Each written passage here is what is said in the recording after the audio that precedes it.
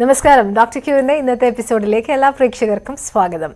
തലച്ചോറിലേക്കുള്ള രക്തപ്രവാഹം തടസ്സപ്പെടുമ്പോഴോ രക്തസ്രാവം മൂലമോ തലച്ചോറിലെ കോശങ്ങൾക്ക് നാശം സംഭവിക്കുകയും അവയുടെ പ്രവർത്തനം തകരാറിലാവുകയും ചെയ്യും. ഇതുമൂലം ശരീരത്തിന്റെ ഒരു ഭാഗമോ മുഴുവനായോ തളർന്നു പോവുകയും സന്തുലിതാവസ്ഥ, ചലനശേഷി, പ്രവർത്തനശേഷി എന്നിവ തകരാറിലാവുകയും ചെയ്യുന്ന അവസ്ഥയാണ് സ്ട്രോക്ക് അഥവാ ബ്രെയിൻ അറ്റാക്ക്.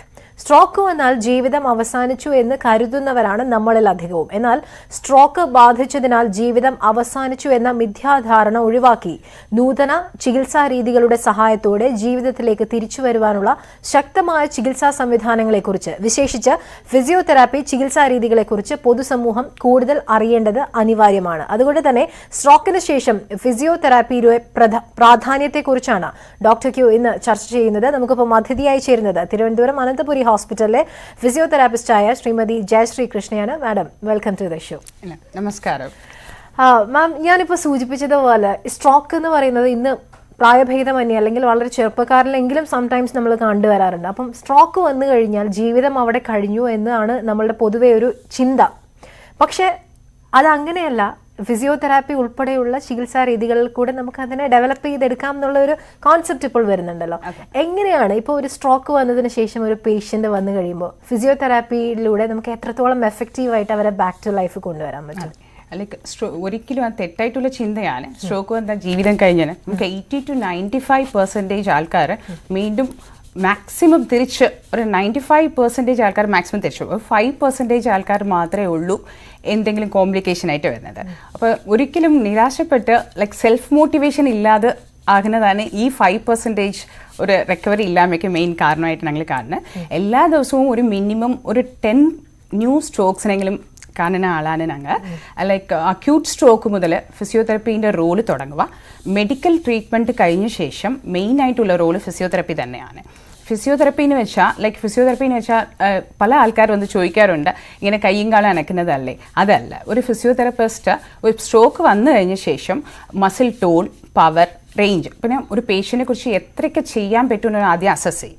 അത് കഴിഞ്ഞിട്ട് പേഷ്യനെ എങ്ങനെ തിരിച്ച് നമ്മൾ നോർമൽ ലൈഫിലോട്ട് കൊണ്ടുവരാൻ, അപ്പോൾ ഏത് ഭാഗത്താണോ എങ്ങനെയാണോ സിംറ്റംസ് ഉള്ളത് അതനുസരിച്ചിട്ടായിരിക്കും നമ്മുടെ ഫിസിയോതെറാപ്പി ട്രീറ്റ്മെൻറ്റ്.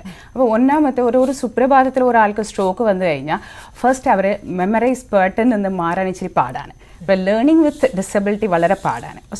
ഒരു ടീം അപ്രോച്ചാണ് ഒരു സ്ട്രോക്ക് പേഷ്യനെ ട്രീറ്റ് ചെയ്യുന്നത്. ഒരു ടീം അപ്രോച്ചാണ്. നമ്മളുടെ ഹോസ്പിറ്റലിൽ ആദ്യം നമ്മളൊരു സൈക്കോളജിക്കൽ സപ്പോർട്ട് കൊടുക്കും. അപ്പോൾ ഓൾ ഓഫ് എ സഡൻ ഒരു കയ്യും കാലും അനക്കാൻ പറ്റുന്നില്ല, ഒരാൾക്ക് ഇന്നലെ വരെ നടന്നുകൊണ്ടിരുന്ന ആൾ ഇന്ന് രാവിലെ നടക്കാൻ പറ്റില്ല എന്ന് വെച്ചാൽ ഇറ്റ്സ് നാച്ചുറലി ഒരു ഭയങ്കര ഡിപ്രസിങ് ആണ്. അപ്പോൾ അതിന് ആദ്യം ഒരു കോൺഫിഡൻസ് കൊടുക്കാൻ വേണ്ടി സൈക്കോളജിക്കൽ സപ്പോർട്ട് കൊടുക്കും. പിന്നെ മെഡിക്കൽ, അതിനുള്ള ലൈക്ക് പ്രഷർ, ഷുഗർ, എന്തൊക്കെ ഒരു അക്യൂട്ട് കോംപ്ലിക്കേഷൻസ് എന്തെങ്കിലും ഉണ്ടെങ്കിൽ അത് ട്രീറ്റ് ചെയ്യും. പിന്നെ സെക്കൻഡ് തിങ്, ഫിസിയോതെറാപ്പി ആ നെക്സ്റ്റ് മിനിറ്റ് തന്നെ നമ്മൾ തുടങ്ങാറുണ്ട്. പൊസിഷനിങ്, ICUവിൽ വെച്ച് തന്നെ ഫിസിയോതെറാപ്പി തുടങ്ങാറുണ്ട്. ഓക്കെ, അതിന് വളരെ ഇമ്പോർട്ടൻ്റ് ആണ്. ഒരു ലൈക്ക് ഫസ്റ്റ് 3 വീക്സ് നമ്മൾ കൊടുക്കുന്ന ഇൻപുട്ട് എത്രത്തോളം ഉണ്ടോ അതുപോലെ ആയിരിക്കും അതിൻ്റെ റിക്കവറി. ഓക്കെ, അതുകൊണ്ടാണ് പറയുന്നത് ലൈക്ക് ഒരു മൾട്ടി ഡിസിപ്ലിനറി ടീം അപ്രോച്ചിലോട്ട് ഒരു സ്ട്രോക്കിനെ ട്രീറ്റ് ചെയ്യുവാണെങ്കിൽ റിക്കവറി വളരെ ലൈക്ക് 95% to 98% വരെ തിരിച്ച് നോർമലായിട്ട് കൊണ്ടുവരാൻ പറ്റും. അപ്പോൾ അത് ഒരു ടീം അപ്രോച്ച്. ഫിസിയോതെറാപ്പിസ്റ്റ് മാത്രമല്ല, ഓക്കുപേഷണൽ തെറപ്പിസ്റ്റ് ഉണ്ട്, സ്പീച്ച് തെറപ്പിസ്റ്റ് ഉണ്ട്. ഇപ്പോൾ റൈറ്റ് സൈഡ് സ്ട്രോക്ക് അഫക്റ്റ് ചെയ്യുവാണെങ്കിൽ പേഷ്യൻ്റ് എക്സ്പ്രസ് ചെയ്യാൻ പറ്റത്തില്ല. അപ്പോൾ റീഹാബിലിറ്റേഷൻ എന്ന് വെച്ചാൽ ഒരു പേഷ്യൻ്റ് നോർമൽ ജീവിതത്തിലോട്ട് എത്രത്തോളം നമുക്ക് കൊണ്ടുവരാൻ പറ്റും. അതാണ്. പണ്ടത്തെ പോലെ അല്ല ഇപ്പോൾ സ്ട്രോക്ക് വന്ന് അവരുടെ എല്ലാം കഴിഞ്ഞ് അങ്ങനെ ഒരിക്കലും അങ്ങനെ ചിന്തിക്കരുത്. അപ്പോൾ നോർമൽ മാക്സിമം നമുക്ക് തിരിച്ചു കൊണ്ടുവരാൻ പറ്റും. ചില സമയത്ത് നമുക്ക് ഒരു പേഷ്യൻ്റ് ഡെഫിസിറ്റ് ഇല്ലാതെ കുറച്ച് ദിവസങ്ങൾ കൊണ്ട് മാത്രം ശരിയാകാം. ചില ആൾക്കാർക്ക് ഒരു 4 months to 6 months വരെ ആകാം. ഡിപ്പെൻസ്, അത് സിംറ്റംസ് അനുസരിച്ചിട്ടാണ് നമ്മളുടെ ട്രീറ്റ്മെൻറ്റ് സ്റ്റാർട്ട് ചെയ്യുന്നത്.